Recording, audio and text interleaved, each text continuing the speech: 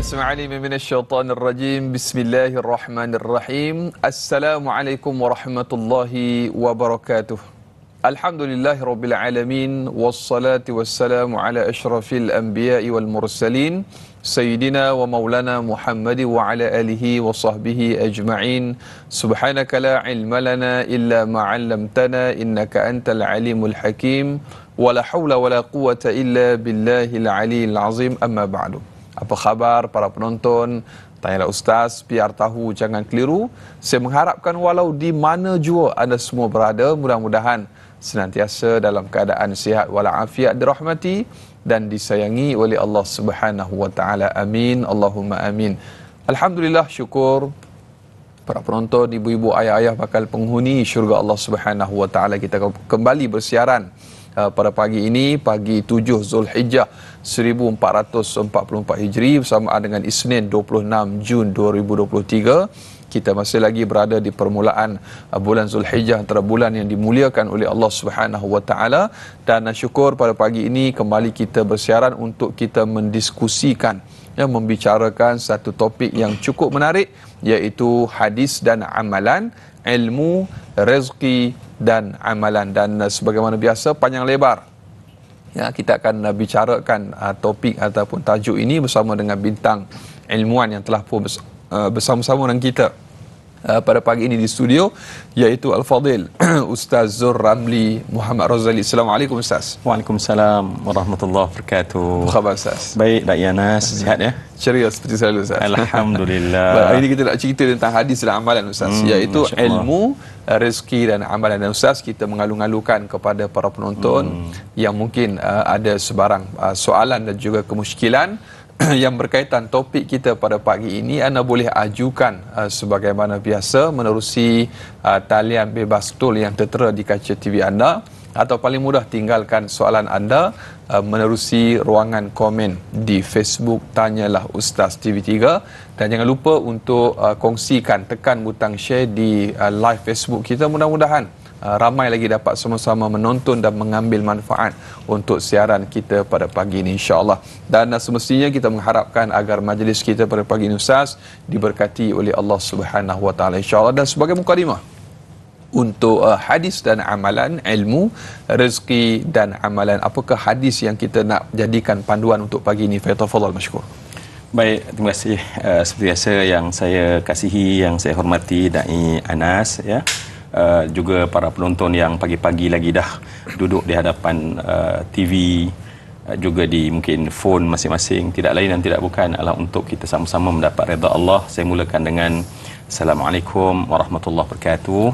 Ta'awudz, a'udzu billahi samiil alim minasyaitonir rajim. Basmalah, bismillahirrahmanirrahim. Hamdalah, alhamdulillahi rabbil alamin. Dan selawat salam ke atas junjungan besar Nabi Muhammad sallallahu alaihi wasallam. Baik, sebagai mukadimah bab kata Dai Anas sebentar tadi, sebelum saya kira kita menyentuh hadis yang bakal kita jadikan sebagai topik perbincangan kita, marilah terlebih dahulu kita sedarkan diri kita di mana kita berada. Kita berada pada momen, pada detik, pada saat dan waktu yang sangat disayangi oleh Allah bila kita melakukan amal soleh. Nabi sebut dalam hadis yang diriwayatkan oleh Imam Al-Bukhari, "Ma min ayyam al-amal salih fihinna ahabbu ila Allah min hadhihi al-ayyam," yakni ayyam ashar min Dhul Hijjah. Qalu walal jihadu fi sabilillah, qala walal jihadu fi sabilillah illa rajulun kharaja binafsihi wa malih wa lam yarji' min zalika bi syai'. Nabi sallallahu alaihi wasallam menyebutkan tidak ada daripada mana-mana hari, maksudnya dalam setahun tu tidak ada daripada mana-mana hari, al-amalus salihu fihin, amal soleh yang kita buat di dalamnya, ahabbu ilallah, lebih disayangi oleh Allah daripada hari-hari ini, yakni hari-hari 10 yang awal daripada Dhul Hijjah. Sahabat dengar walal jihadu fi sabilillah, adakah kebaikan sayang Allah kita buat amal soleh itu tidak boleh menandingi, maknanya boleh menandingi orang yang berperang pada jalan Allah? Nabi kata walal jihadu fi sabilillah. Walaupun hari ini kita buat amal soleh, kita duduk dan kita menelaah sama-sama, kita buka pintu hati kita untuk ilmu, dan ini amal soleh. Dan dia adakah para sahabat bertanya lebih baik, maksudnya lebih disayangi oleh Allah daripada jihad fi sabilillah? Nabi berkata walal jihadu fi sabilillah, termasuk lebih daripada orang yang berperang pada jalan Allah. Illa rajulun, kecualilah kata Nabi, seorang lelaki yang dia keluar dan kemudian walam yarja', dia bawa jiwa dia, dia bawa harta dia, walam yarja' min zalika bi syai', kecuali dia tak pulang balik, maka itu sahaja, makna golongan syuhada saja kita buat amal soleh pada pagi hari ini. Jadi Da'i Anas ya, saya dan saya kira tim-tim kita ya, tim penerbitan, Puan Fauzana, siapa lagi, kru-kru semua dan kamera-kamera kita, ini ya Allah amal soleh kami ya Allah, dan kami harap kami berada pada amal soleh yang terbaik pada tahun ini insya-Allah.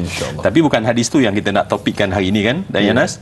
Baik, hari ini insya-Allah sebagai orang kata nak masuk kepada teras perbincangan kita, kita berdasarkan kepada hadis daripada Ummis Salamah. Ya, alhamdulillah rasanya Da'i Anas kita beberapa kali bila mulanya an Ummis Salamah, daripada Ummil Mukminin Ummis Salamah. Jadi di sana pun dah memberi gambaran isteri Nabi. Maksudnya seseorang yang sangat rapat, dapat meneliti apa yang diamalkan oleh Nabi, dan berkata kana yaqulu idza shalla subha haitsu yusallim Allahumma inni as'aluka ilman nafi'a wa rizqan tayyibah wa amalan mutaqabbala. Ya, hadis ini ada dalam Musnad Imam Ahmad, dalam Sunan Ibnu Majah, dan juga dalam Mu'jam At-Tabrani.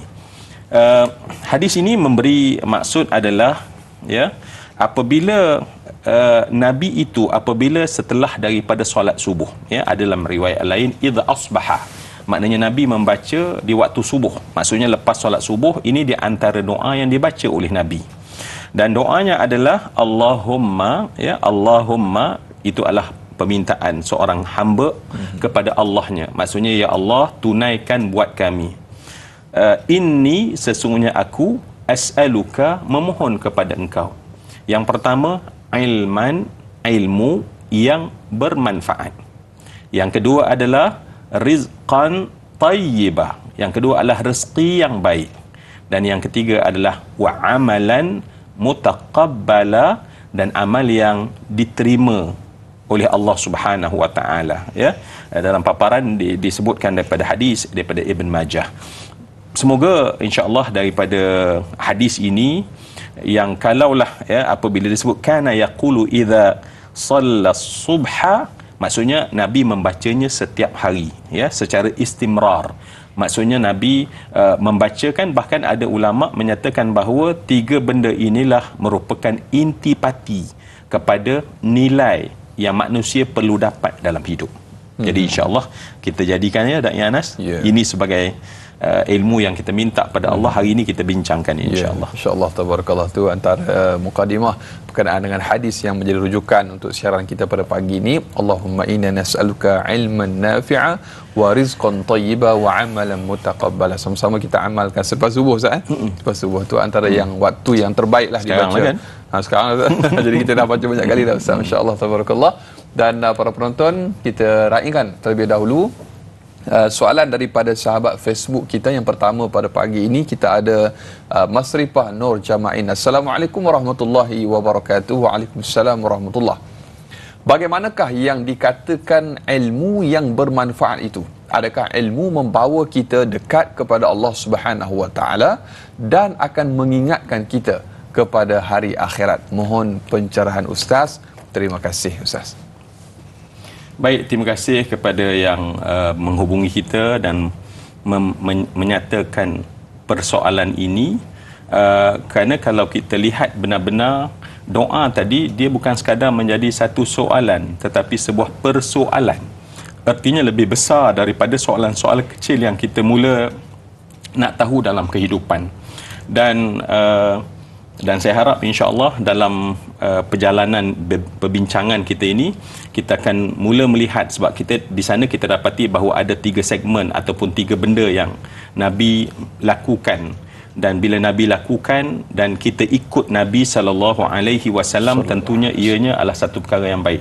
Dan Anas, saya selalu ialah bila kadang-kadang kita ada pengajian dan saya bertanya kepada rakan-rakan yang duduk dalam kelas, saya tanya, bila kita baca doa ini, saya tanya apakah yang sebenarnya yang terpenting dalam hidup, ya, sebab Nabi baca setiap hari. Dan ramai menjawab bahawa yang penting dalam hidup adalah ilmu. Maka saya jelaskan bahawa dalam hidup ilmu bukan penting. Ya, dalam hidup bukan yang terpenting adalah ilmu. Apakah yang terpenting dalam hidup? Yang terpenting adalah ilmu yang bermanfaat. Ya, mungkin orang tak perasan sebab ramai kita duduk hari ini bersimpuh untuk mendapat ilmu tetapi lupa bahawa bukan ilmu yang kita diminta untuk belajar, tetapi ilmu secara khusus adalah ilmu nafi'. Ya, ilmu nafi', ilmu yang bermanfaat. Sebab ada beza di antara ilmu dan ilmu bermanfaat, dan saya harap insya-Allah dalam perjalanan perbincangan kita hari ini kita akan dapat bezakan sehingga kenapa Nabi SAW dalam hadis yang diriwayatkan oleh Imam At-Tirmizi berdoa kepada Allah, Allah ma'allimni ma yanfa'uni wanfa'ni bima 'allamtani rabbi zidni ilma. Dan lebih jelas lagi kita dengar Nabi berdoa pada Allah Subhanahu wa taala, kata Nabi SAW, Allahumma inni a'udzu bika min ilmin la yanfa'. Ya, Nabi minta dalam hadis riwayat Muslim, ya Allah, aku minta jauh daripadamu ya Allah ilmu yang tak memberi manfaat. Setengah kita orang kata ambil mudah, take for granted, bahawa asal ada ilmu okey. Sedangkan Nabi mengajar bukan asal ada ilmu okey, tetapi yang kamu kena buru, yang kamu kena minta, yang kamu kena bersungguh-sungguh, yang kamu kena lapar, yang kamu kena dahaga, yang kamu tak pernah rasa puas terhadapnya adalah ilmu bermanfaat. Ya, itu terlebih dahulu, kesedaran itu kena masuk dulu, ya, bahawa ilmu bermanfaat tu lebih penting. Sebelum saya nak menjawab soalan daripada ukht Mas Rifah, ya, kalau kita tengok, ya, dan ya Anas, ya, kenapa kita membaca surah Kahfi sebagai contoh? Kerana ada di antara hadis yang memberitahu kepada kita membacanya untuk kita jauh daripada fitnah Dajjal, fitnah akhir zaman. Dan ulama berkata fitnah akhir zaman yang berlaku ialah, pertama, dalam peristiwa Ashabul Kahfi ialah tentang akidah. Maknanya Dajjal akan menyerang akidah manusia. Yang kedua ialah tentang sahibul jannatain, tentang harta dan kemasyhuran. Itu menjadi fokus kepada Dajjal. Itu juga kita masuk dalam perbincangan kita. Dan yang ketiga, kenapa Allah ceritakan tentang Nabi Allah Isa dan Nabi Khidir? Sebab di sana adalah tentang fitnah ilmu yang berlaku di akhir zaman. Jadi fitnah ilmu. Kenapa? Sebab manusia mendapat ilmu, mengembang ilmu tetapi tak mengembang ilmu yang bermanfaat. Ya. Dan kemudian adalah tentang kuasa dan pengaruh dalam kisah Dzulqarnain. Jadi balik pada soalan Mas Rifah sebentar tadi, sekiranya, ya, kita nak menyedari bahawa ilmu yang kita pelajari itu adalah ilmu yang bermanfaat, maka ilmu tersebut terlebih dahulu saat kita duduk di lantai untuk duduk menekun ilmu tersebut, maka dalam hati kita, niat kita adalah ibtigha wajhallah, ya, ibtigha, kita wajhillah, kita meminta untuk mendapat keredaan daripada Allah Subhanahu wa taala. Itu yang pertama. Maknanya bukan kerana lain, ya. Hari ini mungkin menjadi cabaran sebab kadang-kadang kita hantar anak kita ke universiti. Kita lupa nak bagi tahu dan bisikkan ke telinga mereka sehingga menyentuh hati mereka. Anak belajar betul-betul, cari redha Allah. Kita anak belajar betul-betul, nanti dapat sijil. Jadi nampaknya tiba-tiba anak kita telah terenjak landasannya daripada untuk mendapat redha Allah kepada untuk mendapat tujuannya mendapat sijil. Sebab sijil itu apa? Untuk nanti dapat kerja. Kerja tu apa? Mendapat habuan. Jadi sebab itu, Masya Allah, mungkin saya sebut satu dulu. Mungkin pada masa-masa akan datang, maksudnya sebentar lagi, kita boleh melihat apakah ciri-ciri ilmu bermanfaat. Kerana dengan ciri kita kenal, oh ini ilmu bermanfaat, ini ilmu tidak bermanfaat. Allahu Akbar. Ambil tebu di tepi rumah, cabut ubi bersama akar. Sedikit ilmu jika berhikmah, garam selaut menjadi tawar. InsyaAllah kita akan ikuti sambungan penjelasan berkenaan ciri-ciri ilmu yang bermanfaat selepas ini dalam Tayar Ustaz. Biar tahu jangan keliru, kembali bergabung setelah ini.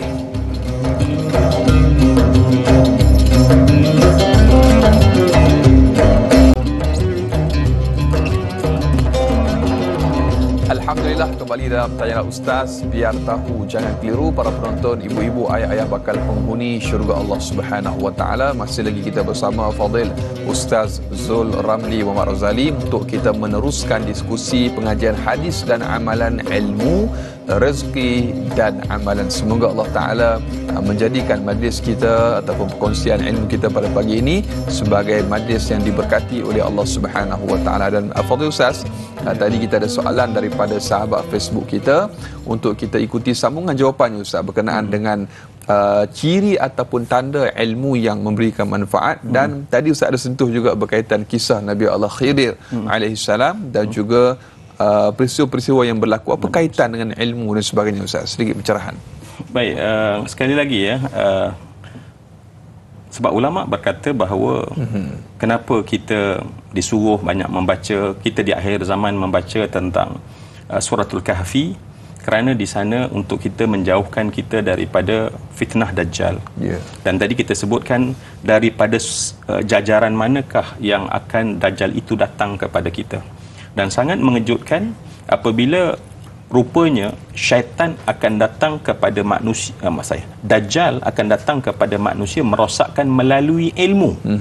Kita selalu sangka bahawa manusia jahil itulah yang menjadi masalah. Tetapi rupanya akan juga menjadi fitnah kepada manusia adalah ilmu. Apa dia? Ilmu yang tidak memberi manfaat.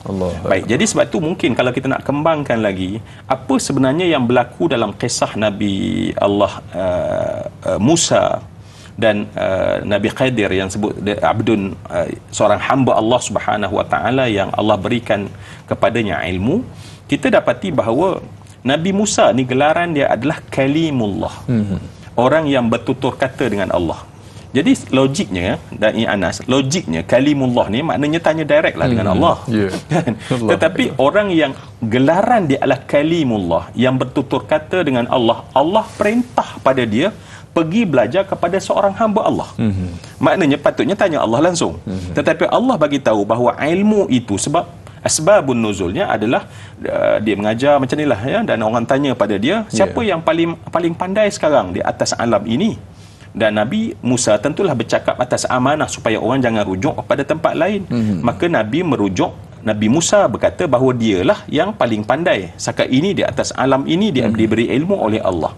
Jawapan itu menyebabkan Allah Subhanahu wa taala menyuruh Nabi Musa untuk mencari seorang yang dia kena belajar. Baik, dan kita mendapati Nabi Musa pergi, dan ada perkara yang seseorang itu belajar bukan untuk mendapat subjek dia, tetapi untuk mendapat konsep dia. Baik, sebab subjek yang berlaku dalam kisah yang dicerita tentang Ashabul Kahfi, tentang pecahkan kapal, tentang Masya Allah bunuh seorang budak, ya, sehinggalah tentang naikkan naikkan dinding yang nak roboh. Baik, semua itu adalah subjek. Tetapi subjek tersebut Nabi Musa tentu takkan amal bila dia pulang ke tempat dia untuk memimpin Bani Israel. Takkan Nabi Musa tiba-tiba bunuh orang. Takkan tiba-tiba Nabi Musa tengok ada benda pecahkan. Dan kita mendapati bahawa itu subjeknya. Tetapi bukan itu yang Allah nak ajar kepada Nabi Musa, sebab Nabi Musa tak akan mengajar benda tersebut, subjek tersebut. Tetapi Nabi Musa dia ajar konsep. Konsep apa dia? Bahawa kamu ada ilmu, bahawa ada orang lain ada ilmu yang kamu tidak ada. Kamu alim, tetapi orang lain punya ada alim yang berbeza. Kerana ilmu ni punya disiplin-disiplin yang tersendiri. Maka fitnah akhir zaman yang menjadikan manusia tak mendapat ilmu bermanfaat apabila kita sangka yang kita ni alim dan seluruh orang lain mesti ikut cakap kita. Jadi inilah yang kemudian menjadikan ilmu tersebut bukan memberi manfaat, tetapi ilmu yang memudaratkan bukan sekadar diri seorang yang tahu tersebut, tetapi lebih malang adalah dianya merosakkan umat dan manusia yang lain. Kita ajar seolah-olah kita tahu sedikit ilmu, orang lain tak betul. Sebab tu dalam konten perbicaraan kita, percakapan kita adalah kita yang betul, orang lain tak betul. Dan yang menjadi masalahnya adalah kepada kita seperti memadati benda tersebut. Jadi macam lalok, seronok pula bercakap dan melihat orang cerita tentang orang lain tak betul, orang cerita orang lain tak betul, seolah-olah itu. Dan kita kena sedar doa Nabi yang kita baca ini adalah ilmu nafi'. Sekiranya kita begitu kelaku kita, pemikiran kita, sebenarnya kita tidak mendapat ilmu nafi', ilmu yang memberi manfaat. Maknanya ilmu yang kita dapat adalah ilmu yang tak memberi manfaat. Saya nak ulang sekali, Nabi tadah tangan dan doa pada Allah, Allahumma inni a'udzubika min ilmin la yanfa'. Minta jauhlah ya Allah. Jadi kita harap para penonton tanyalah ustaz ni, dia pergi, sebab akhirnya dari Anas ya, bila makin dia menyadari itu, maka apa yang jadi pada dia adalah makin dia tahu, makin rasa tak tahu. Macam Imam Syafi'i berkata, kullama zadani ilma zadani fahma an jahli. Tiap kali aku ni bertambah ilmu, bertambah faham betapa jahilnya aku. Dia sebaliknya tadi. Betul. Kan, orang yang tak dapat ilmu bermanfaat, dia tahu sikit, Masya Allah aku tahu ni, dia syarah ke orang macam dia paling betul, orang lain semua salah. Sedangkan ingat, wahai Musa, kamu ada bidang ilmu kamu, dan kamu kena faham bahawa ada orang lain yang diberi ilmu, dan semua itu adalah semuanya di bawah apa yang ketentuan Allah Subhanahu wa intipati. Ya, sebab itu saya katakan bahawa Nabi Musa bukan belajar subjeknya, tetapi belajar konsepnya. Dan kita kena memaham konsep itulah yang menjadi fitnah kepada ilmu itu sendiri. Wallahu akbar. Ibarat pepatah menyebutkan, ikut resmi padi semakin tunduk semakin berisi, Ustaz. Itulah yang perlu kita jadikan sebagai pedoman dalam kehidupan kita.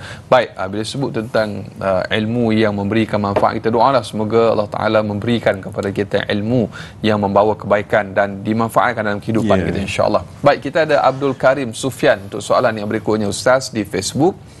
Baik, sebaik-baik ilmu adalah yang memberi manfaat kepada orang lain. Soalannya, Ustaz, bagaimanakah untuk menjadikan sesuatu ilmu itu memberikan manfaat kepada orang lain sekiranya kita tidak mampu untuk menyampaikan seperti mana seorang ustaz atau cikgu? Dan kedua, apakah kaitan antara ilmu dengan rezeki? Mohon pencerahan Al-Fadhil Ustaz. Jazakallah khair. InsyaAllah, tabarakallah. Dua soalan. Baik, bantu saya dan Anas sebab ada dua soalan, takut nanti saya terlepas. Baik, yang pertama, terima kasih kepada akhuna Abdul Karim Sufyan yang menanyakan tentang macam mana kondisinya. Ya, kami ni bukan ustaz, ya, termasuk saya sebenarnya bukan ustaz, kita katakan, tetapi kami juga nak supaya ada dalam hadis Nabi sallallahu alaihi wasallam dalam riwayat Muslim menyatakan bahawa perkara yang akan tak putus kepada kita saat kita pulang kepada Allah adalah ilmu yang yuntafa'u bihi. Kata Nabi sallallahu alaihi wasallam, bila kita sampaikan ilmu itu dimanfaatkan. Ya. Jadi sebab tu sebelum ilmu tu dimanfaatkan, yang kita kena dapat mesti ilmu bermanfaat. Kalau kita tak mendapat ilmu bermanfaat tadi, ilmu tersebut tak yuntafa'u bih, tak memberi manfaat, memecahkan ada. Yang menyebabkan orang ni berkelahi dengan orang ni ada. Saf di jamaah tu bagus selama ni, tetapi kita datang memberikan pengajaran, akhirnya orang ni tak suka orang ni, yang ini tak suka orang ni, ni kata tak betul. Itu bukan yuntafa'. Itu bukan memberi manfaat. Dan lebih parah bagi penyampai tersebut, kalau dia penyebab kepada perpecahan, perkelahian, orang kata dia punya jariah perpecahan itu akan dapat juga kepada seseorang itu, berterusan, kan? Berterusan. Ya. Orang sampai berterusan, orang tonton berterusan. Jadi kerana itu pada saya lah, ya, memang kita ni disuruh untuk menyampaikan ilmu. Itu adalah orang kata tuntutan bagi setiap yang bersyahadah. Bila kita bersyahadah, sebenarnya ada tuntutan untuk kita sampaikan. Dan cuma bila sebut sampai, sekarang bukan ilmu. Tadi kita kata ilmu yang kena dapat, ilmu bermanfaat. Itu nimrah wahidah. Aku mesti dapat ilmu bermanfaat. Ya. Nanti perlahan-lahan kita sebutkan ciri-ciri dia. Saya baru satu menyebutkan tadi bahawa saat kita duduk mana-mana pun hari ini, sebab hari ini orang boleh tengok menonton macam ni, orang pergi surau, orang pergi masjid, orang masuk usrah, mana lagi ilmu. Ya, semua itu adalah ilmu. Namun ilmu itu mesti kita letak dalam hati kita. Nabi sebut ilmu bermanfaat. Dan cirinya adalah pergi untuk dapat liwajhillah, kerana redha Allah Subhanahu wa taala. Itu baru satu ciri. Nanti ciri-ciri lain kita akan masukkan juga bersama insya-Allah. Baik. Jadi kita juga bila balik, kita juga nak menyampaikan ilmu. Baik, kita bukan ustaz. Apa kita kena buat? Saya kira pasti ramai di kalangan kita ada anak-anak, dan itulah anak murid kita. Ya, sekarang tengok muka anak-anak kita. Bayangkan muka anak sulung kita. Bayang muka. Baik, kita kalau nak supaya ilmu bermanfaat itu kita dapat ganjaran dan jariah yang berterusan, maka jadilah guru kepada anak-anak kita. Sebab tu saya tengok dari Anas, ya, ramai di kalangan ibu-ibu zaman dahulu lah, ya. Kalau mengaji Quran ni, dia nak juga mengajar. Walaupun dia hajar anak dia. Sebab hari ni contoh dari Anas dan saya membaca, guru yang mengajar saya dulu ABC yang kita dah lupa siapa dia. Tapi dengan sebab dia mengajar, hari ni saya boleh baca message komen daripada akhuna Abdul Karim Sofian sebagai contoh. Maknanya cikgu tersebut dapat pahala. Pastinya. Walaupun ABC Ustaz. Walaupun ABC, sebab dengan sebab ABC itulah hari kita membaca alif bata, dengan sebab alif bata tu dengan sebab iqra Sebab ilmu ni ketika kecil kita tahu dia seperti memahat pada batu. Maksudnya dia lekat dalam kepala, tetapi makin lama makin tua, walaupun nampak grand ilmunya seperti air yang kita tulis, air mengalir dan kita tulis di atas air, kita tulis Z, ada nampak Z tapi hilang dah. Tapi kalau kita pahat, insya-Allah, pergilah ke mana, Kuala Kubu contohnya, tulis nama atas batu, kita pahat kat batu tu, dia tetap ada. Tu lagu Ustaz. Lagu sikit tiba-tiba baik, insya-Allah. Baik, pagi-pagi macam itulah Dayana, rasanya Dayana kena sikit pagi tu pantun dah sedap dah. Kena lagu selagu orang kata, kan? Baik, jadi semua yang dikasih sekalian, jadi kita kena bermula dengan siapa di sekitar kita. Mungkin pakar-pakar marketing setuju dengan saya, pakar-pakar yang buat bisnes di bank, dia kata you buat bisnes, tengok kat siapa adik-beradik kamu. Dalam konteks circle kamu. So dalam konteks ilmu sama, siapa circle kamu? Adik-beradik, kawan-kawan WhatsApp, Cuma pastikan ilmu tersebut adalah ilmu bermanfaat, dan kita hantar tu adalah kerana Allah Subhanahu Wa Taala. Dan saya yakin kita tak ada lagi isu bahawa saya bukan ustaz, saya tak ada anak murid. Mesti ada dalam sembang-sembang kawan kita akan tanya satu soalan, macam mana dalam hidup ni, apa yang saya perlu? Dah pagi ni kita dah belajar ilmu nafi'. Dalam hadis Nabi, tadi kita berbincang, kita dengar dari Anas bacakan bahawa Allahumma inni as'aluka ilman nafi'ah. Nampak kawan baik yang mungkin minta pedoman daripada kita dah mendapat pedoman pada ketika itu. Itu yang pertama. Yang kedua, berkenaan dengan kaitan ilmu dan rezeki Ustaz. Baik, baik, ilmu ni dalam agama dia macam benih, daripada benih itulah yang nanti akan tumbuh pohon. Apa saja pohon, apa saja kemudiannya, dia bermula daripada ilmu. Jadi sebab itu kenapa rezeki disebut kemudian, bahkan amal juga disebut kemudian, kerana setiap satu itu ada kaitannya. Sebab itu kalau ilmu nafi', ilmu tu jadi memberi manfaat, dan kemudian manfaat itu ditelan oleh pertama orang yang punya ilmu sebelum dia sampai, maka tentulah ilmu tersebut menjaga dia supaya mendapat rezeki yang halal dan baik. Dan ilmu tu jugalah yang menjadikan dia supaya amalnya amalan mutaqabbala. Jadi jawapan ringkasnya insya-Allah Encik Abdul Karim, bahawa mesti ada kaitan, sebab rezeki itu bermula daripada ilmu. Sebab dalam agama bahawa ilmu adalah merupakan asas kepada semua benda. Jadi sebab itu kita sedang duduk pada basic sebenarnya. Allahu Akbar. Demikian yang dapat dikongsikan untuk jawapan yang diajukan oleh sahabat kita. InsyaAllah banyak lagi akan kita kongsikan selepas ini berkenaan dengan topik pengajian hadis kita, hadis dan amalan, ilmu, rezeki dan amalan. Terus kekal bersama Tanyalah Ustaz, biar tahu jangan keliru, kembali selepas ini.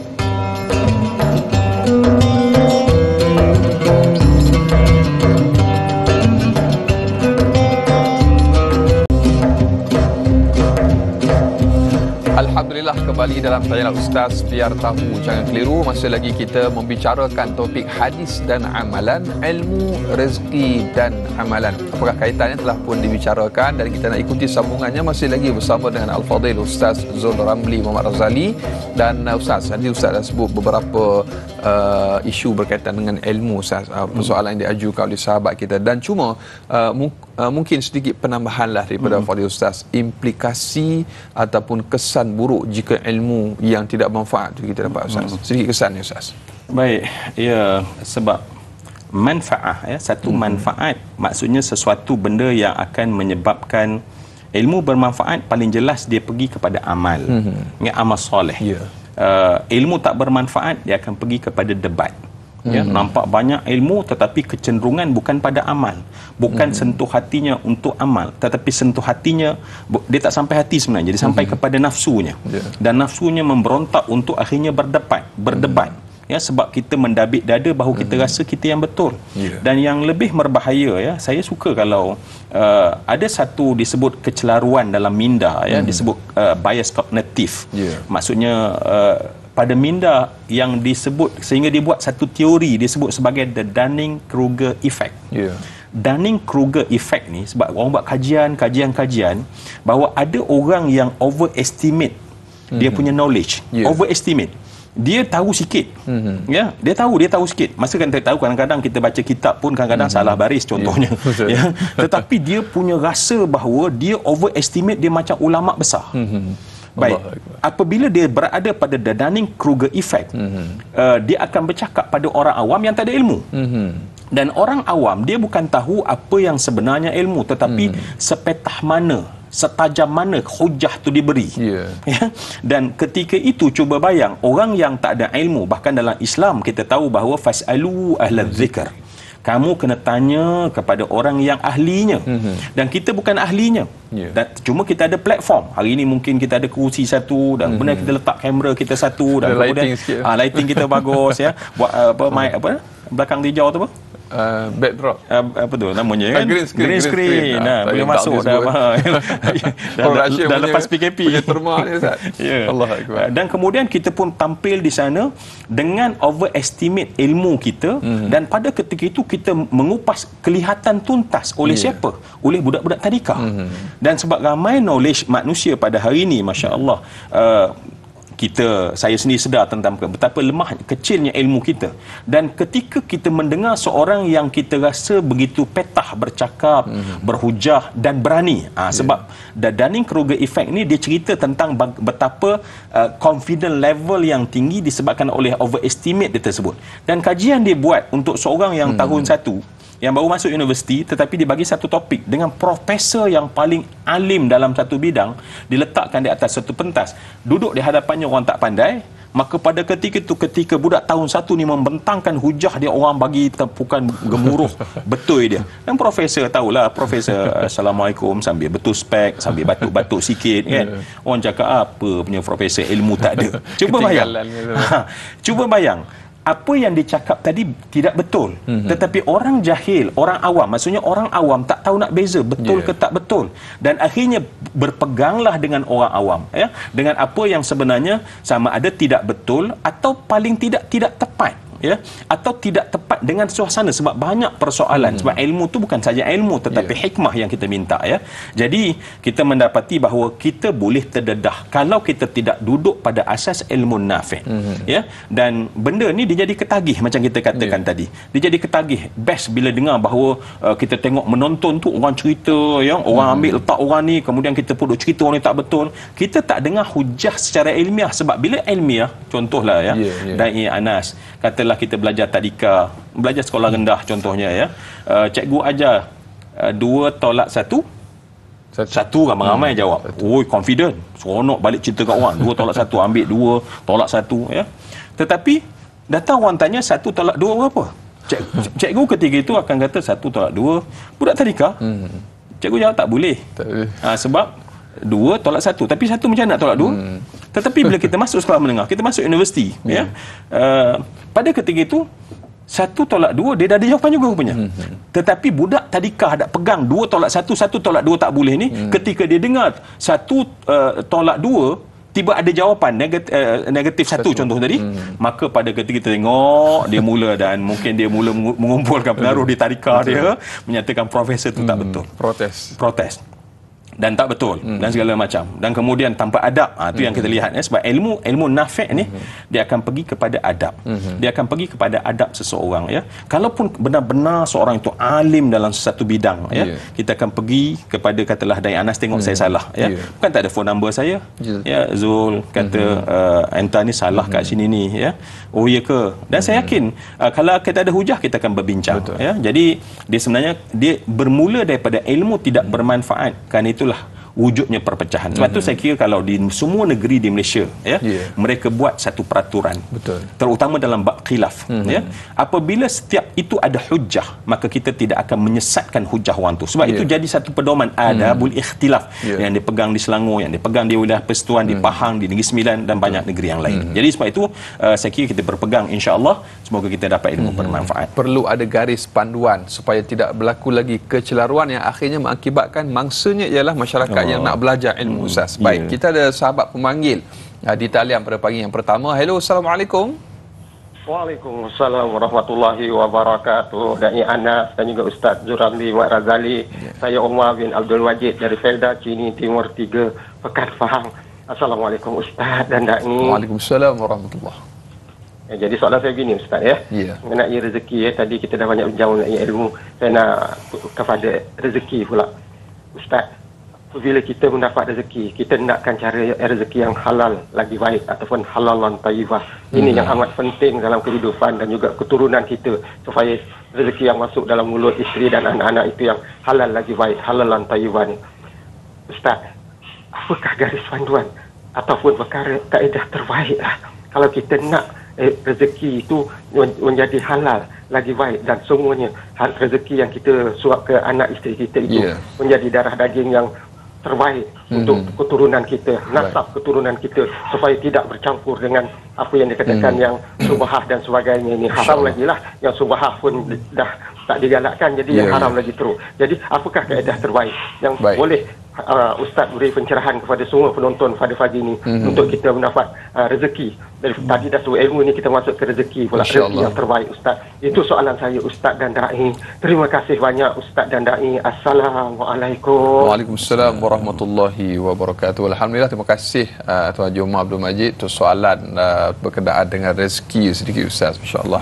Boleh masuk sikit pasal rezeki. Turning point dah ada pasal rezeki insya-Allah. Baik, insya-Allah ya, kita akan berkembang dan berbincang lah. Terima kasih Tuan Haji Omar. Cuma dia tak sebut orang kampung dia hari ni ya. Dia lupa agaknya ni orang jerantut ni kan seorang ni. Baik, dan Tuan Haji Omar cakap macam berbisik tu, macam risau pula saya kan. Baik, so, semoga dari jiwa tu. Daripada jiwa. Okey, terima kasih Adik Anas, lebih arif nampaknya ya. Baik, apabila kita nak masuk ke soal rezeki, dan nanti insya-Allah daripada bermulanya soalan itu kita akan mula berpindah kepada di samping kita tak akan meninggalkan insya-Allah apa ciri-ciri ilmu bermanfaat, dan kita masuk kepada rezeki yang baik. Jadi baik, rezeki yang baik ini kalau kita tengok dalam hadis Nabi pun, Nabi bercerita tentang halal tu bayyinun, haram bayyinun, wa bainahuma umurun mushtabihat.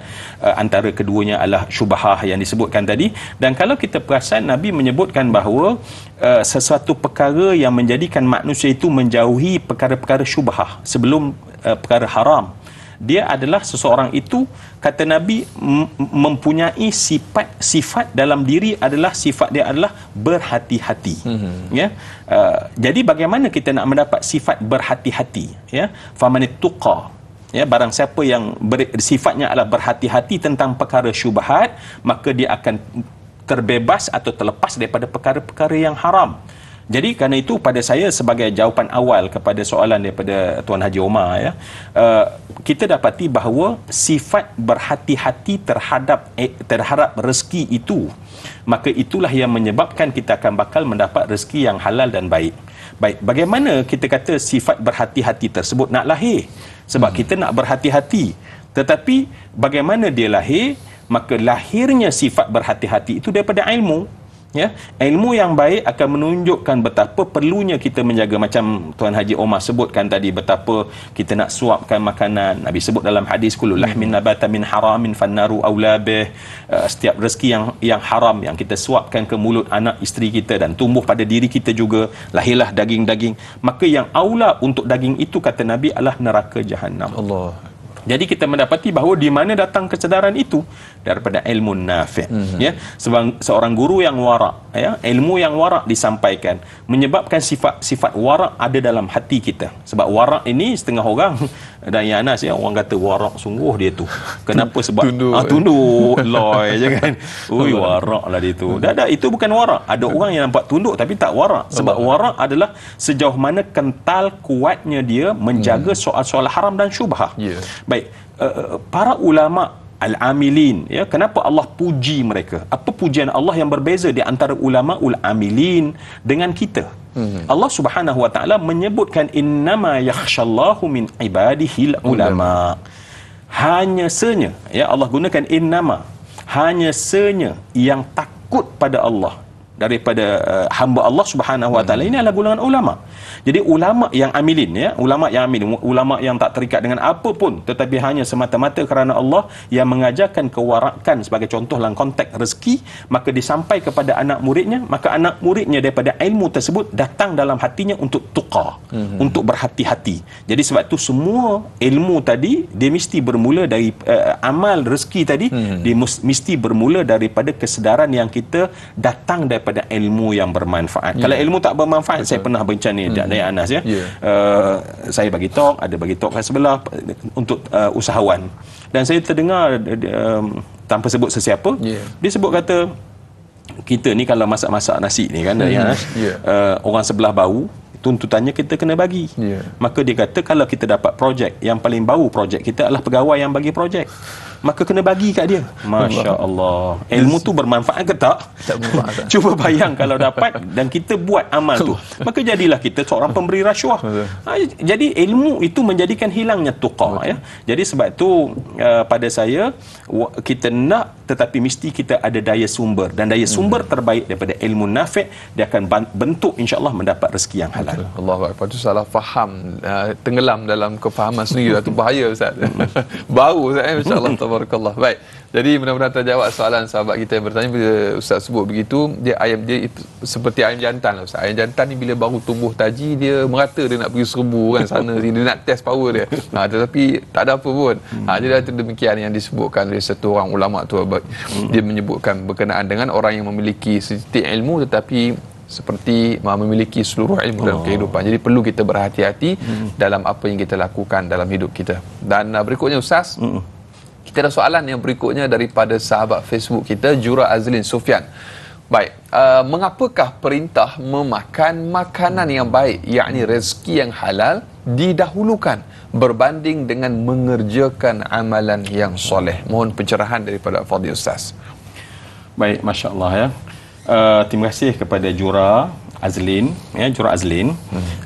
Sangat, saya soalan itu sendiri, Masya Allah, saya rasa tersentuh di hati saya, ya. Kenapa? Sebab kita tahu bahawa kita dapati bahawa kita ni memang hidup untuk mengabdikan diri pada Allah. Buktinya adalah dengan amalan. Kita tak boleh cakap saya ni hamba kepada Allah tanpa amalan. Solat tak, perintah Allah tak buat, ya, segala macam. Namun dalam hadis tadi Nabi mendahulukan, ya, rizqan tayyiba, baru amalan mutaqabbala. Ya, adakah itu satu memang urutan ataupun memang boleh bertukar-tukar, ya? Adakah dia adalah secara tertib ataupun secara jamak, orang kata? Tertibnya adalah mesti rezeki dulu baru amalan. Dan kita mendapati bahawa bila kita tengok impact, ya, kepada amalan kita, ya, sebab amal kita nak amal yang diterima oleh Allah. Bila kita nak amal yang diterima oleh Allah, memang yang kita kena perlu adalah rezeki yang baik. Sebab rezeki ini adalah satu benda yang bersifat fizikal. Tetapi halal haram dia itu, berkat atau taknya itu menjadi sesuatu yang maknawi, sesuatu yang bukan non-fizik, ya, satu yang non-fizik. Nasi lemak yang dimakan, tapi hari ini ramai yang berpuasa insya-Allah, ya, yang dimakan. Kita makan nasi itu fizikal. Kita kunyah, itu fizikal. Tetapi apa status dia? Halal. Dia itu adalah bersih, suci. Maka dia adalah menjadi dia punya suci itu adalah sesuatu rohani, dan rohani tersebut dia akan masuk ke dalam rohani kita. Cuba bayang kalau sebaliknya, nasi lemak tu bersih, tetapi sumbernya haram. Ya, sumbernya haram. Kita buat rasuah, wal-iyazubillah, kita curi duit orang, ya, hak orang kita ambil, kemudian kita letak dalam bahagian kita. Lepas tu kita beli nasi lemak tersebut. Nasi lemak tersebut bersih, insya-Allah ada halal jakim. Tetapi bila kita kunyah benda yang sifatnya fizikal tersebut, tetapi rohnya adalah bersifat haram, maka kotornya tersebut akan mengotori hati kita. Ya, mengotori hati kita. Dan sebab itulah bila hati dah kotor, kalaupun solat tak khusyuk. Ya, kalau hati dah kotor, makin solat tumbuh riak. Ya, kalau hati dah mula kotor, kita baca Quran, kita tak nampak pengajaran daripada Quran, kita mungkin mengangkat dari sudut kehalusan dan keenakan suara, tetapi langsung mesejnya tak sampai, sebab yang sampai itu adalah benda yang bersifat rohani. Rohani kita telah tercemar pada ketika itu. Jadi pada saya lah, Jura, ya, kita tak ada pilihan, ya. Setelah kita berjuang untuk mendapat ilmu yang bermanfaat, dan ilmu bermanfaat menjadikan kita benar-benar teliti dalam soal rezeki, dan rezeki yang bersih akan akan melahirkan amal soleh yang diterima oleh Allah Subhanahu wa taala. Allahu akbar. Apabila membeli hati, beli bersama hempedal. Apabila mencari rezeki, carilah secara halal. Antara bidalah orang dulu sebut begitulah Ustaz. Baik, berikutnya kita ada Casey. Assalamualaikum warahmatullahi wabarakatuh. Salam. Baik, mohon pencerahan Ustaz. Rezeki secupak tak akan menjadi segantang. Mohon huraian Ustaz ayat ini Ustaz. Ringkas tetapi membawa makna yang besar Ustaz. Silakan Ustaz. Masya Allah. Casey ya. Casey. Terima kasih ya. Baik, ini adalah perkataan orang dulu.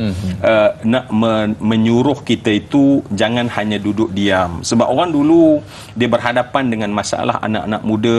Mungkin zaman dulu kot, zaman sekarang anak muda kita Masya Allah ya, dia tak main game, dia Masya Allah dia tidur awal kan. Jadi tak ada isu tidur lewat malam ya. Jadi isu utama orang tua kepada anak muda adalah mereka itu ialah orang yang tak buat apa-apa, dan kalaupun buat apa-apa sikit-sikit saja, tetapi mengharapkan dapat banyak. Ya, dapat banyak. Dan orang yang dapat sikit tapi harap dapat banyak tetap akan dapat sedikit, sebab secupak takkan jadi segantang. Dan orang yang sentiasa dapat secupak tak jadi segantang ni, bila tengok orang dapat bergantang-gantang, dia mula dengki. Dia mula dengki. Jadi sebab itu saya kira nasihat orang tua ni adalah untuk membuang sifat malas. Dia bukan soal cerita tentang rezeki, maknanya di luar konteks ya, di luar konteks. Sebab dalam konteks rezeki boleh secupak jadi segantang ya, bila dianya menjadi sesuatu yang berkat, itu konteksnya. Tetapi kalau konteks soal sikap manusia yang memang malas, yang memang berat tulang, pada ketika itu memang dia kena sedar bahawa tidak berlaku keajaiban ya. Kita ni selalu mengharapkan keajaiban, sedangkan diri kita itulah keajaiban yang Allah jadikan. Yang sebab tu kita kena teroka keajaiban diri sebelum kita meneroka buat sikit harap dapat banyak ya. Dan biasanya yang berpotensi kena tipu ni dari Anas ialah jenis macam ni lah. Maknanya buat sikit, bayar sikit, insya-Allah nanti dapat 10,000 insya-Allah. Silalah dulu bagi dalam akaun. Dan sebab itu pemikiran tu adalah soal orang yang malas saya kira. Betul, insya-Allah tabarakallah. Jadi kita perlukan pemikiran yang logik ataupun yang realistik. Kita betulkan yang biasa dan juga kita biasakan yang betul. Banyak lagi akan kita bicarakan untuk topik kita pada pagi ini. Kita berjeda sekali lagi, terus kekal bersama Tanyalah Ustaz, biar tahu jangan kira.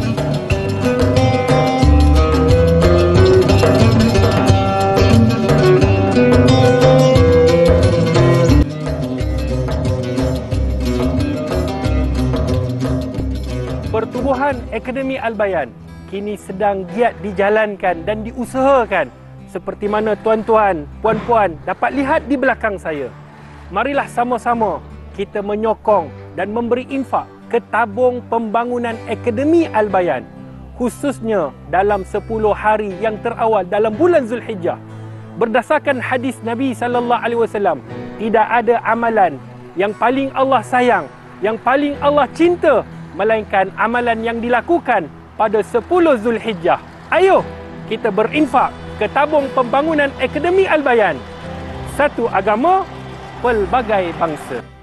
Sahabat-sahabat penonton yang dirahmati oleh Allah Subhanahu wa taala, semoga kita berada dalam keadaan dirahmati dan diredai oleh Allah, khususnya dalam 10 yang terawal di dalam bulan Zulhijjah. Alhamdulillah, Allah masih pilih lagi, Allah masih benarkan kita untuk kita merasai nikmat Allah. Maka oleh yang demikian, kita sebenarnya kami di Pertubuhan Akademi Al-Bayan sedang usaha untuk membina sebuah kompleks tahfiz dakwah anak-anak mualaf yang pertama di Malaysia. Alhamdulillah, kita telah berjumpa dengan Majlis Agama Islam Melaka dan dapat kebenaran daripada Majlis Agama Islam Melaka. Kita telah berjumpa dengan Mufti Melaka. Kita juga telah berjumpa dengan Jabatan Agama Islam Melaka, dan kita telah mendapat sokongan daripada Kerajaan Negeri Melaka. Kita dapat surat sokongan daripada Ketua Menteri Melaka sendiri. Jadi apa yang kita nak membina? Kita nak membina rumah Allah. Sebenarnya dalam kompleks ini kita akan membina sebuah rumah Allah, masjid, iaitu 3 budaya, iaitu budaya Cina, budaya India dan budaya Kesultanan Melayu Melaka. Pintunya kita akan hiaskan dengan kepelbagaian budaya. Ini nak menandakan bahawa Islam ini menerima kepelbagaian bangsa dan bahasa. Ini adalah tujuannya adalah untuk berdakwah di jalan Allah, supaya mereka yang di luar sana yang masih lagi belum memeluk agama Allah Subhanahu wa taala merasai bahawa indahnya Islam kerana penerimaan budaya, bangsa, bahasa itu dalam agama Islam. Sebab tu kami memohon kepada semua sahabat-sahabat, para penonton yang dirahmati oleh Allah, untuk sentiasa berwakaf, bersedekah, berinfak ke tabung pembangunan Akademi Al-Bayan. Mungkin kita dah menyumbang, boleh menyumbang setiap subuh, kita boleh menyumbang pada hari Jumaat, khususnya 10 hari yang terawal dalam bulan Zulhijjah ini juga kita kena rebut peluang untuk menyumbang. Kerana di dalam surah Al-Fajr ayat yang kedua, Allah Subhanahu wa taala berfirman, walayalin ash, iaitu malam-malam hari yang ke-10.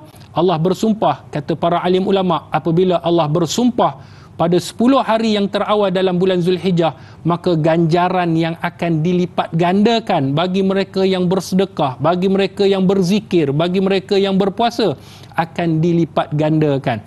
Jadi kita akan buat rumah Allah, membina rumah Allah, maka Allah akan membina rumahnya dalam syurga. Sekiranya rumah kita dah berada dalam syurga, jalan untuk ke syurga, insya-Allah pasti kita akan sampai ke dalam syurga Allah bersama dengan baginda Nabi sallallahu alaihi wasallam. Itu yang pertama. Yang kedua, anak-anak mualaf ini kita akan didik. Kita akan letakkan tentang pengajaran agama Allah. Mereka amalkan, mereka usahakan, mereka kerjakan setiap apa yang mereka laksanakan. Hasil sumbangan kompleks ini, tuan-tuan, puan-puan yang menderma, maka akan mendapat saham sehingga kita meninggal dunia.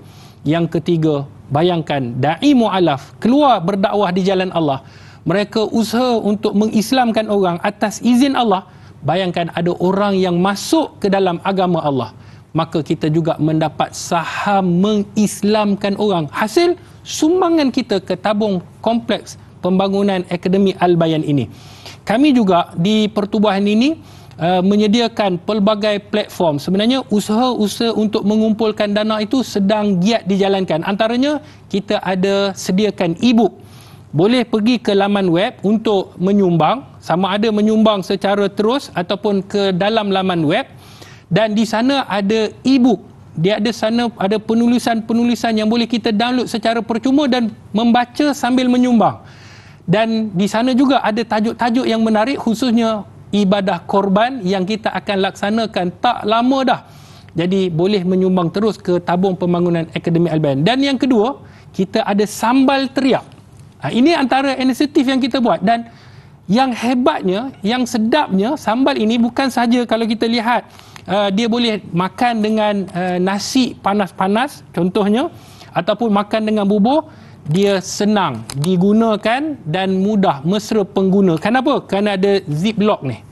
Kita buka, bila tak habis kita boleh zipkan balik. Untuk travel mudah, untuk bawa pergi Mekah. Kalau kita nak travel luar negara, ikan bilis menjadi idaman. Makan dengan nasi, makan dengan roti, insya-Allah akan membuka selera kita. Ini salah satu usaha kami sebenarnya di Pertubuhan Akademi Al-Bayan. Untuk tujuan apa? Untuk tujuan mengumpul dana. Setiap pembelian, maka kita akan menyumbang ke tabung pembangunan Akademi Al-Bayan. Bererti makanan kita dapat dan sumbangan pun kita dapat berikan. Ayo sama-sama kita menyokong. Ini adalah kerja dakwah kita. Kita kena usahakan untuk menegakkan kalimah la ilaha illallah di atas muka bumi Allah. Maka semoga ia menjadi saham di kubur kita esok. Bila Allah tanya apa yang kita lakukan, maka kita telah usaha untuk mengeluarkan harta yang kita ada, kita tukarkan dengan ganjaran di sisi Allah Subhanahu wa taala. Semoga dalam bulan Zulhijjah ini Allah merahmati kita, Allah meredai kita, insya-Allah.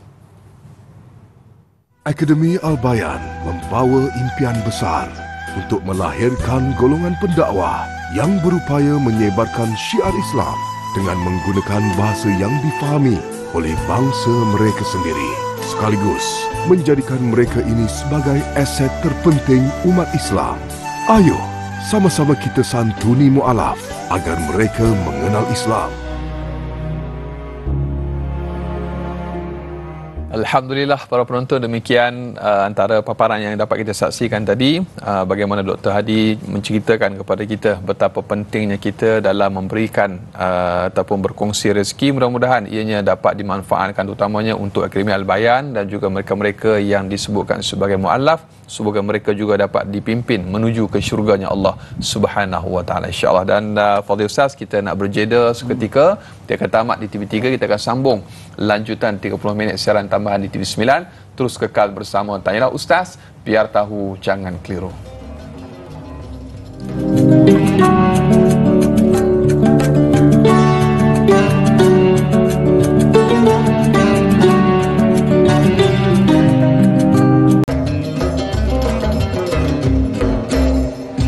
Alhamdulillah, terima kasih. Masih lagi kita bersiaran dalam Tanyalah Ustaz, biar tahu jangan keliru, lanjutan 30 minit siaran tambahan di TV9. Jadi perkemaskan ilmu kita dengan kita berusaha bersungguh-sungguh belajar, utamanya mendapatkan ilmu yang mudah-mudahan memberikan manfaat kepada kita. Sebagaimana topik yang kita bicarakan, iaitu hadis dan amalan, ilmu, rezeki dan amalan. Masih lagi bersama dengan Ustaz Zul Ramli Muhammad Razali. Tadi Ustaz dah cerita tentang ilmu, Ustaz dah kongsikan kepada kita tentang rezeki. Ini ada soalan yang berikutnya Ustaz. Tapi sebelum itu kita nak kempen sekali lagi kepada para penonton yang menonton kita pada pagi ini. Anda boleh hantarkan soalan dan juga kemusykilan berkaitan topik kita dengan komen di Facebook Tanyalah Ustaz TV3 ataupun hubungi menerusi talian bebas tol yang tertera di kaca TV anda. Dan kita mohon jasa baik kepada para penonton untuk tekan butang kongsi di live Facebook itu, sebar luaskan dalam grup WhatsApp, Telegram dan sebagainya. Mudah-mudahan ramai yang dapat mengambil manfaat siaran kita pada pagi ini insya-Allah. Baik Ustaz, kita ada soalan daripada Rahimah Saud. Allah Subhanahu wa taala tentukan rezeki bagi semua yang bernyawa. Namun ikhtiar yang bagaimanakah yang manusia harus lakukan selagi masih hidup?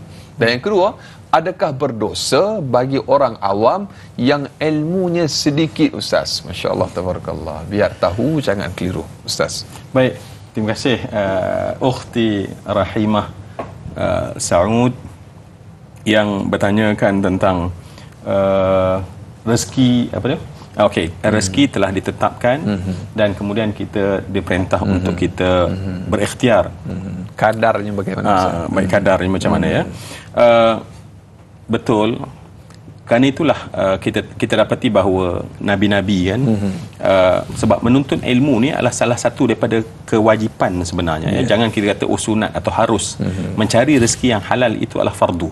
Ya, mencari rezeki yang halal itu fardu. Namun kalau kita tengok kalimat yang digunakan adalah talabul halal ya, talabul halal.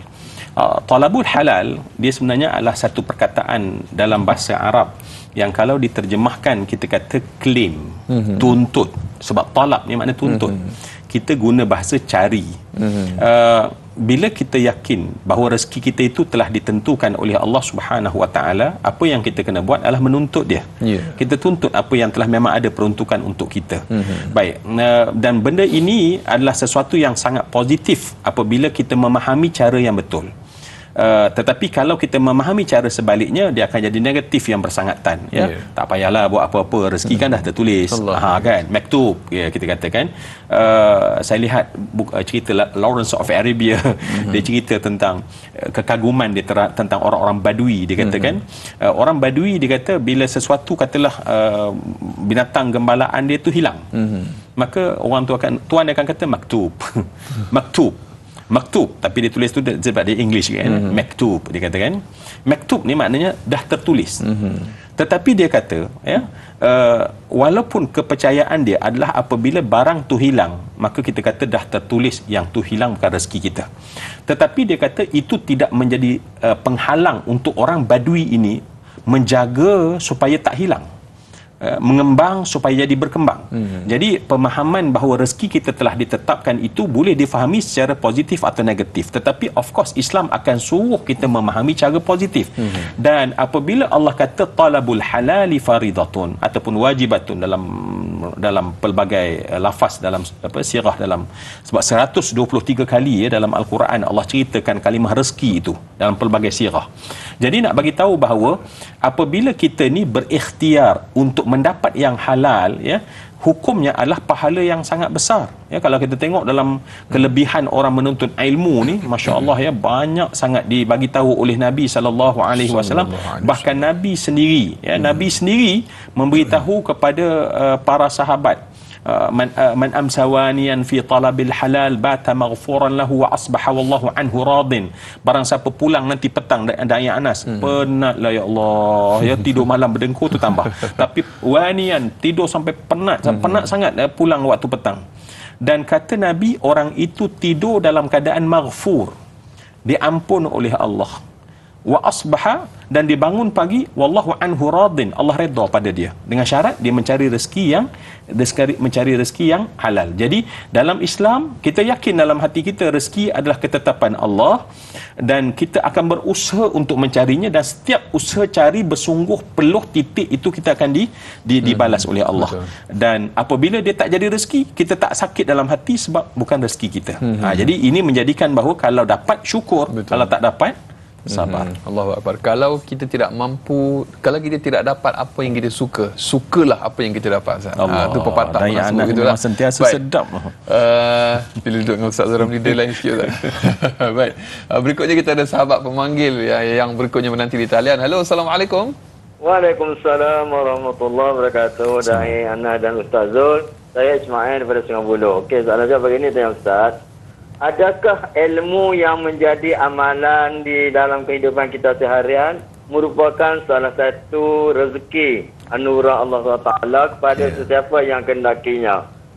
Itu soalan saya. Begini, terima kasih. Assalamualaikum warahmatullahi wabarakatuh. Waalaikumsalam warahmatullahi wabarakatuh. Kombinasi daripada Tuan Haji Ismail dari Sungai Buloh, dia kata, adakah ilmu yang kita dapat tu adakah ilmu yang kita dapat amalkan, Ustaz? Adalah rezeki yang Allah Ta'ala bagi pada kita. Ilmu, rezeki dan amalan, kaitannya, Ustaz. Masya-Allah Baik, secara umumnya ataupun secara maksudnya ataupun secara hakikatnya, memang ilmu juga adalah rezeki.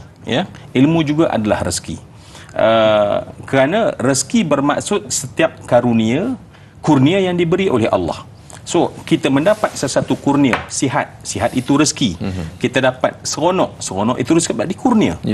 Tanpa kurnia kita tak dapat, sebab kita yakin dalam iman kita bahawa sesuatu itu kurnia pemberian daripada Allah. Sebab itulah kita bersyukur semuanya pada Allah. Cuma kita ni kurang bersyukur. Sebab kita tarik nafas, lepas nafas kita tak rasa. Siapa rasa? Bila rasa? Saat tak boleh nak bernafas. Barulah tahu kena tarik nafas punya susah, barulah menggelupur di atas katil, barulah ya Allah, rupanya hari-hari aku tarik nafas tu rezeki. Tetapi kita tak kata nafas tu rezeki. Dan sebab itulah nikmat ni dia terbagi pada dua. Satu nikmat yang bersebut hissi, dan satu lagi dia sebut maknawi atau maddi ataupun hissi, maknawi.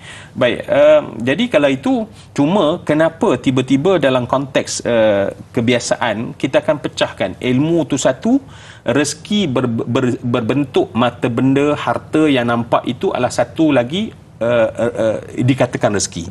Jadi perlu diasingkan, sebab kalau tidak nanti dia akan jadi doa Allahumma inni as'aluka rizqan tayyiba. Dalam tu maknanya ada ilmu, tetapi maknanya sebab pentingnya ilmu itulah, maka ilmu tersebut walaupun hakikatnya juga rezeki, maka kita tarik keluar, dan Nabi mengeluarkan dia supaya kita nampak dalam fokus kita agar tak sama antara ilmu dengan nikmat bernafas, ilmu dengan nikmat-nikmat lain, dan ilmu mesti berada pada kedudukan yang tinggi. Kalau tidak, masakan Allah kata yarfa'illahu alladhina amanu minkum alladhina utul ilma darajat. Kata Allah Subhanahu wa taala, derajat manusia diangkat oleh Allah kerana ilmu yang dia ada. Baik. Soalan yang kedua jadi Ustaz, kita belum respon berkenaan dengan adakah berdosa hukumnya bagi orang awam yang ilmunya sedikit, Ustaz? Baik. Kerisauan. Baik, sebab tu ilmu ni terbagi pada dua. Satu ilmu fardu ain. Satu ilmu fardu kifayah. Ilmu fardu makna wajib. Ain maknanya pada tiap individu, muayyan, pada setiap ashas, pada setiap individu. Dan ilmu fardu ain ni dia sangat sederhana dia punya, dan maknanya sekira-kira orang awam yang biasa-biasa boleh faham. Maka ilmu itu walaupun sesikit mana seseorang tu kata sejauh mana, tetapi sejauh dia kena faham ilmu tentang fardu ain. Apa ilmu tentang fardu ain? Ilmu yang menjadikan dia boleh melaksanakan asas-asas agama. Ya, solat. Makna dia tahu solat tu maknanya cara nak takbirnya macam mana, cara nak baca Fatihahnya macam mana, cara tumakninahnya macam mana. Baik, itulah ilmu sederhana yang Allah perintahkan pada semua orang.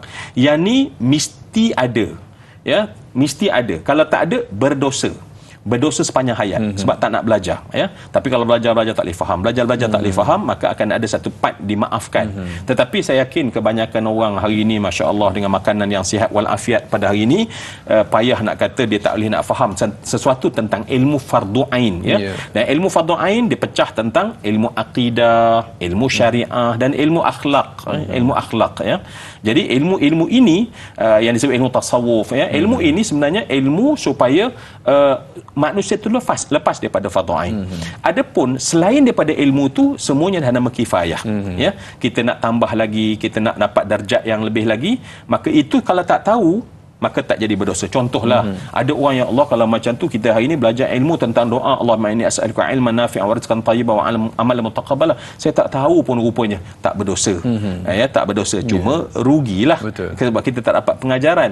Tetapi bila tanya ukhti Rahimah tanya tadi, yang jadi berdosa adalah apabila tak lepas ilmu fardu ain, ya, sampai dia tak tahu nak solat, tak tahu nak puasa, tak tahu benda yang wajib pada dia, dan tak pernah nak belajar, Ustaz. Masya-Allah, tabarakallah. Jadi sama-samalah kita memperbaiki diri kita dengan kita belajar dan terus belajar. Mudah-mudahan apa yang kita belajar itu dapat kita manfaatkan, insya-Allah.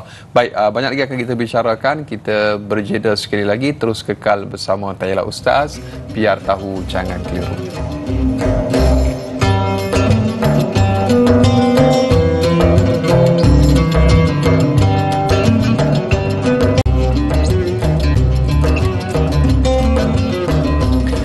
Supaya mudah berjalan jauh, bawalah bekal banyak-banyak. Supaya maruah jangan jatuh, pelihara amal, baikkan akhlak. Saudara sedang penonton bakal penghuni syurga Allah Subhanahu wa taala. Alhamdulillah, di pagi Isnin 7 Zulhijjah 1444 Hijri ini kita masih lagi bersama dengan Al-Fadhil Ustaz Zur Ramli Muhammad Rozali sehinggalah ke hujung siaran kita pada detik dan saat ini. Masih lagi kita mendiskusikan pengajian hadis dan amalan, ilmu, rezeki dan amalan, dan kita nak teruskan lagi, Ustaz. Kita ucapkan terima kasih juga kepada mereka yang sudi hubungi kita dan juga yang menghantarkan soalan di Facebook, dan yang paling utama kita mengucapkan jutaan terima kasih atas jasa anda untuk tekan butang kongsi dan sebarkan siaran kita di Facebook Live pada pagi ini, insya-Allah. Baik, Ustaz, kita ada soalan yang berikutnya daripada sahabat Facebook Sahziatul Sidik. Bagaimanakah untuk menghadirkan perasaan takut agar sesuatu amalan yang dilakukan itu diterima oleh Allah Subhanahu wa taala? Apakah ianya juga perlu bersangka baik dengan Allah Subhanahu wa taala apabila melakukan sesuatu kebaikan, iaitu yakin Allah Subhanahu wa taala menerimanya? Ustaz. Baik, terima kasih. Ni kira orang kata mood kat hujung lah kan, sesuai dengan hadis tadi pun kita dah cuba bincang, walaupun tak banyak, tapi saya harap beberapa poin-poin penting tentang ilman nafi'ah, kemudian rizqan tayyiba, dan kita fokuskan ni, masya-Allah, buah kepada apabila kita rezeki kita dapat yang baik, ilmu yang bermanfaat, maka amalan kita itu bukan sekadar amalan. Sekali lagi, Dai Anas, saya selalu tanya, apa kita nak beramal, ya, kita nak pergi umrah, buat apa nak beramal, kita nak pada Zulhijjah beramal. Kita terlupa bahawa Nabi ajar bukan beramal, tapi amal yang diterima.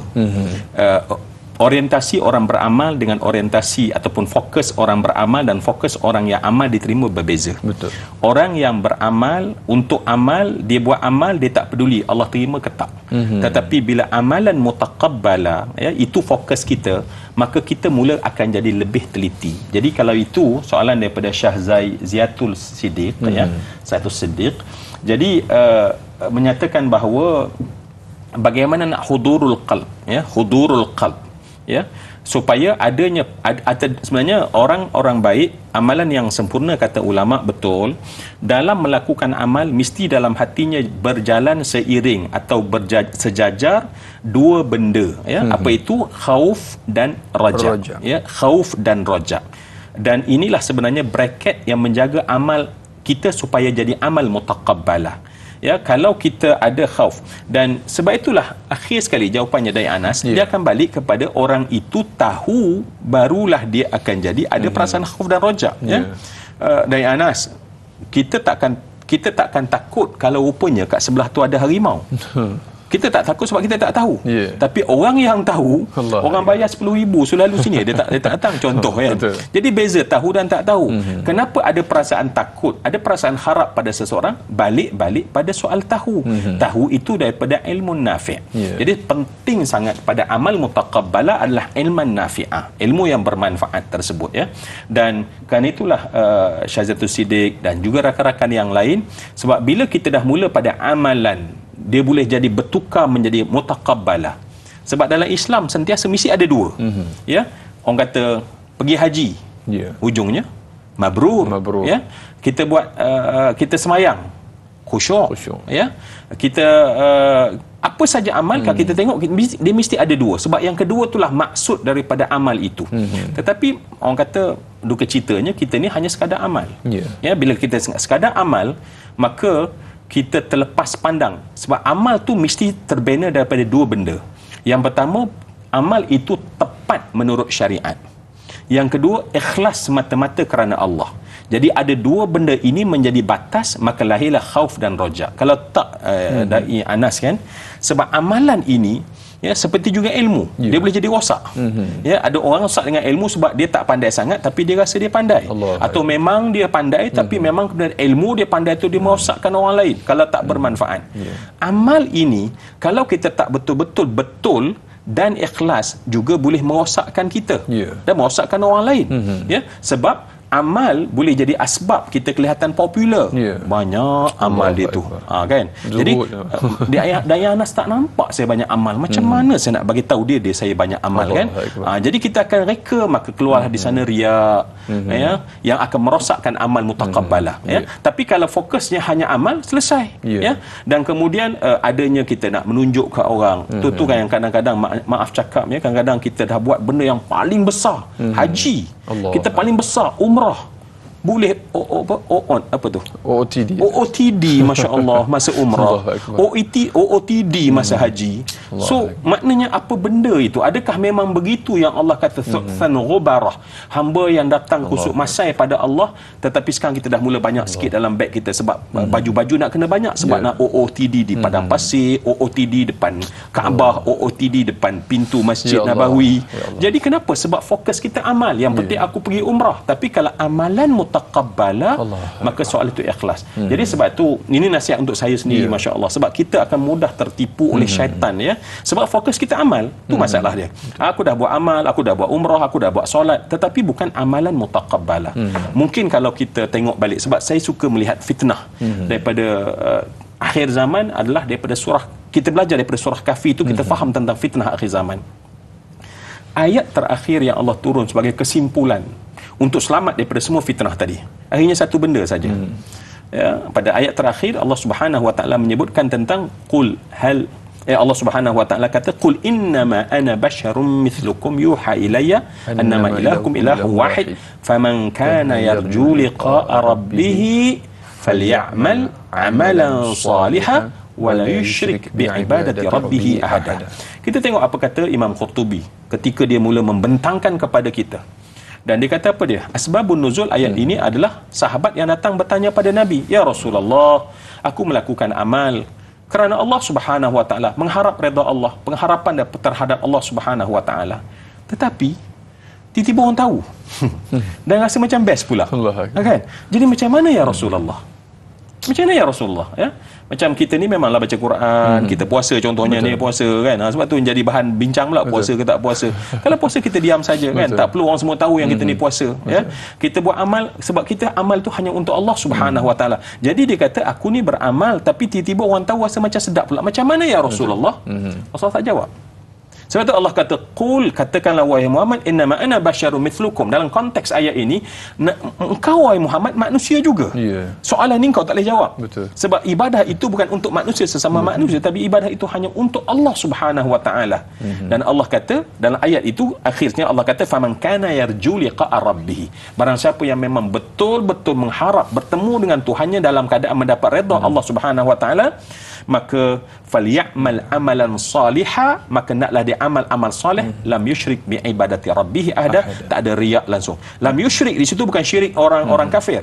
Syirik adalah maksudnya dalam kita nak ibadah kerana Allah, nak juga saya buat supaya dari Anas tahu saya ni okey juga, ya, nak tunjuk juga orang kampung, ya, yang kita ni banyak juga amal, rugi kalau orang tak tahu kan. Sebab tu kita gunakan platform yang kita ada ni untuk mewar-warkan yang Ana ni adalah seorang yang baik, ya, banyak amal. Jadi amal tak beramal macam mana? Ente bawa sikit lah. Jadi Masya Allah akhirnya amal itu, sebab akhir sekali bila amal tak mutaqabbala, dia tak sampai ke kemuncak. Betul. Ya, kemuncaknya adalah akhlak. Allah, ya? Akbar. Sebab tu hari ni orang kadang-kadang banyak amal tapi akhlak tak halus macam sepatutnya kita ikut Nabi sallallahu alaihi wasallam, ya. Pemarahnya, pendendamnya, nak maaf orangnya, ya. Asal marah lampias, ya. Tak ada langsung filter-filter mujahadah yang sepatutnya ada. Jadi kerana itu masya-Allah mesti ya Allah kita doa. Fokus kita ya Allah bukan amal tapi amal mutaqabbala. Itu doa yang kita yang Nabi ajar dan kita kena hayati dan jiwai insya-Allah. Sebab tu Ustaz, kalau saya tak salah, kalau Ustaz minta tolong Ustaz betulkan, dalam kitab Penawar Bagi Hati juga ada sebut ranking kedudukan orang yang paling sombong, kata pengarang rahimahullah, ialah orang yang memiliki ilmu, Ustaz. Jadi perlu kita muhasabah dan renung dan kita doa agar kita dijauhkan daripada menjadi orang yang memiliki ilmu tetapi kita orang yang sombong dan akhirnya membenamkan ilmu yang apa yang kita ada dalam diri kita insya-Allah. Baik. Ustaz, kita ada soalan lagi, kita nak teruskan daripada sahabat Facebook kita berkenaan dengan amalan Ustaz. Baik. Intan Zurina Abdul Razak. Ustaz, jika kita mendapat satu ilmu, contohnya zikir yang tertentu untuk menambahkan rezeki, dan kita bersungguh-sungguh dengan amalan itu, tetapi kita tidak dapat hasil yang kita harapkan, lantas kita menjadi orang yang berputus asa. Di manakah silapnya Ustaz? Contoh baca surah Waqiah, tak kaya pun Ustaz. Masya Allah. Yang ini yang kena balik pada soalan Tuan Haji Tuan Haji Sungai Buloh Ismail, ya. Tuan Haji Ismail dah kena duduk sebelah ni jadi ahli panel kita, ya. Dia sebab dia tolong jawab untuk soalan daripada Intan. Betul. Ya. Kenapa kita amal, ya? Alhamdulillah kita amal sebab kita percaya kepada Allah. Ya. Sebab hamba ini sifatnya adalah mengharap, iftiqar, ya. Kita ni hamba yang semuanya mengharap kepada Allah. Jadi apabila kita mengharap pada Allah, ya, bukan pada makhluk, itu masih dalam batas yang Allah redai.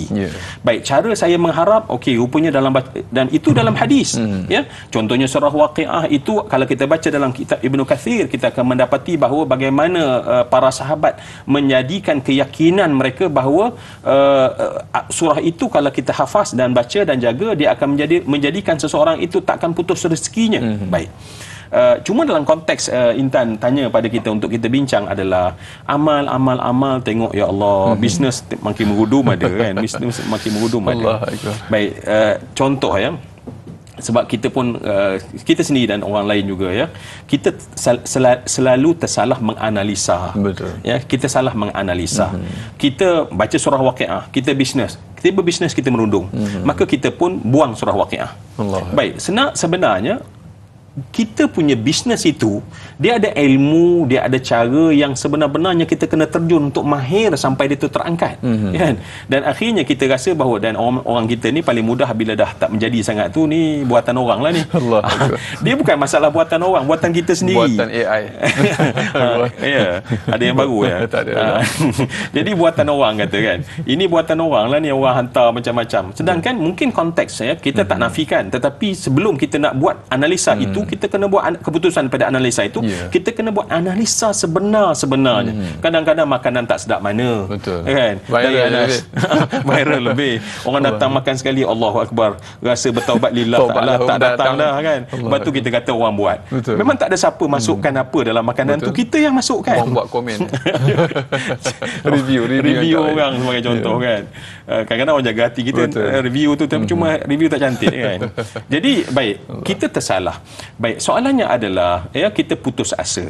Baik, bila putus asa maknanya kita telah berputus asa dengan kepercayaan kita kepada Allah yang memberi rezeki. Dan sebab tu kena faham balik apa yang Tuan Haji Ismail sebut tadi. Rezeki itu bukan hanya yang kita sebut tersebut. Sebab rezeki di sisi Allah ni ada dua benda. Dua bentuk. Min haitsu yahtasib wa min haitsu la yahtasib. Min haitsu ahtasib, nahtasib wa min haitsu la nahtasib. Kita ada, Allah ni sebenarnya kita ni ada dua rezeki. Satu rezeki yang memang kita kira-kira. Kita boleh kira. Contohnya kita bekerja, kita buat kontrak, nanti dapat jumlah ini. Itu yang kita kira. Tetapi manusia dia lupa bahawa ada rezeki yang tak kita kira, tapi Allah memang peruntuk untuk kita. Dan Allah biasa bagi benda itu apabila kita ada lakukan amal-amal yang baik. Tak kiralah mana-mana amal baik yang kita katakan tadi. Jadi bila kita faham soal itu, rezeki itu dua, maka kita tentulah nak kedua-dua sebab kita hamba yang fakir.